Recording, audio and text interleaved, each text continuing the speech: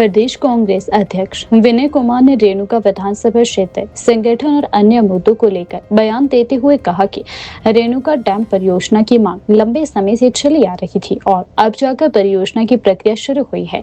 उन्होंने इसके लिए क्षेत्र वासियों को शुभकामनाएं दी है। उन्होंने बताया कि रेणुका डैम से प्रभावित क्षेत्र के कुछ लोग मुख्यमंत्री से मिले और अपनी समस्याएं उनके समक्ष उनके द्वारा रखी गई। लगभग 150 परिवारों को इस डैम से भारी नुकसान हो रहा था। विनय कुमार ने कहा कि उनकी मांग रही है कि ऐसे कई लोगों की जमीन और पेड़ों का सही ढंग से आकलन नहीं किया गया था। इस मुद्दे पर सरकार अब गंभीरता से विचार भी कर रही है और समाधान की दिशा में कदम भी उठा रही है। उन्होंने आशा जताई है कि प्रभावित लोगों की समस्याओं का जल्द ही संतोषजनक समाधान निकलेगा। आज मैं रेणुका विधानसभा क्षेत्र की कुछ ज्वलंत मुद्दे थे उसके बारे में बोलना चाहता हूँ और मैं आपको बताना चाहता हूँ कि जैसे कि सभी को पता है कि एक नेशनल इम्पोर्टेंस का प्रोजेक्ट है रेणुका डैम प्रोजेक्ट।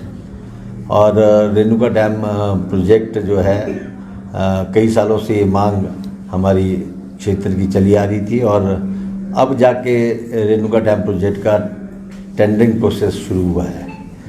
तो उसके लिए मैं क्षेत्रवासियों को बधाई भी देना चाहता हूँ और साथ ही में हमारे जो इफ़ेक्टेड फैमिलीज़ थी उनके कुछ नुमाइंदे 30 तारीख को माननीय मुख्यमंत्री जी के समक्ष आए थे और उन्होंने अपनी 3-4 मांगे प्रमुख मांगे जो ऑस्टीज़ की थी, डैम से प्रभावित जो लोगों की मांगे थी उसको माननीय मुख्यमंत्री जी के सामने रखा।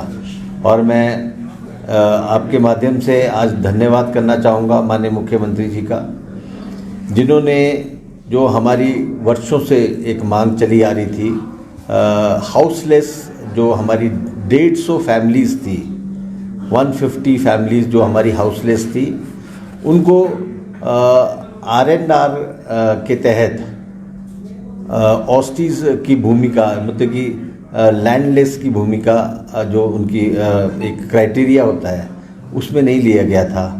और माननीय मुख्यमंत्री जी ने आदेश किए और बोर्ड ने उसको पास किया और बोर्ड से अब वो जो फैमिलीज़ है वो डैम इफ़ेक्टेड जो लोग हैं उनमें शामिल ऑस्टीज़ में उन 150 फैमिलीज़ को शामिल किया गया।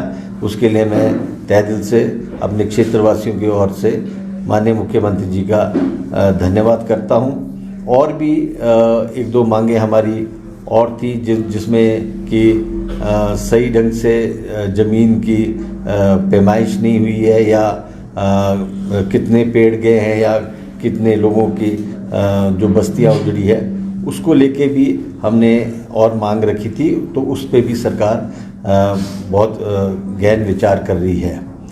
दूसरी जो प्रमुख हमारे एक प्रोजेक्ट था वो रेणुका से जो गिरी नदी है उसके बीच में एक ब्रिज है जो पूरे एरिया को कनेक्ट करता है।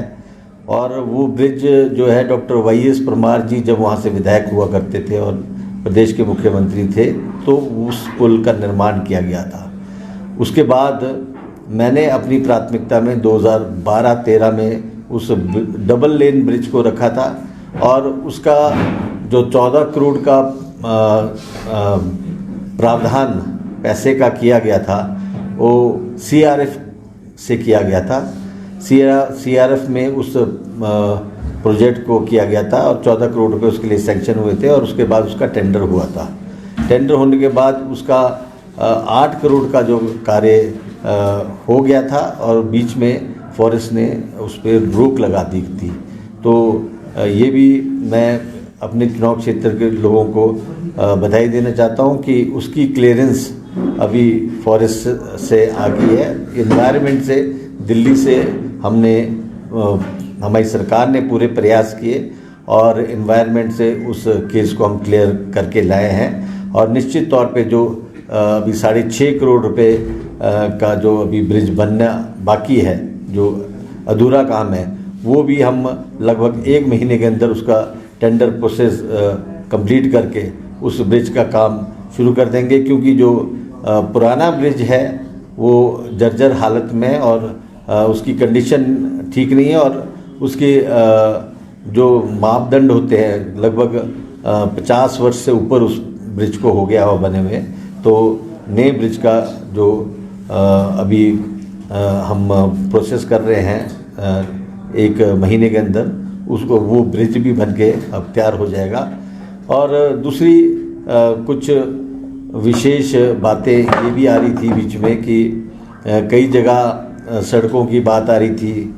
तो मैं बताना चाहता हूँ कि हम पूरा प्रयास कर रहे हैं और PMGSY 4 जो हमारा स्टेज 1 है उसमें हमने अपने जो रोड्स हैं जो ग्रामीण क्षेत्र को जोड़ते हैं उसको जोड़ने की कोशिश की। पर अब जो नई गाइडलाइंस PWD विभाग की आई है उसमें ये स्पष्ट किया गया है कि 1 बीघा पे 1 किलोमीटर पे आपने 7 बीघा जो भूमि है वो सरकार के नाम करनी है, तभी आपके 1 किलोमीटर की सड़क बनेगी। तो इसी तरह से हमारे जो घाटों पंचायत की कैल जो गांव है उसके बहुत बार बार वीडियो वायरल हो रहे थे सोशल मीडिया पे और वो दिखा रहे थे कि कई वर्षों से यहाँ सड़क नहीं बनी है। और सड़क ना बनने का कारण ये है कि लोग अपनी भूमि नहीं देते हैं और जिसके कारण हम उसको अपने प्रोजेक्ट में शामिल नहीं कर सकते।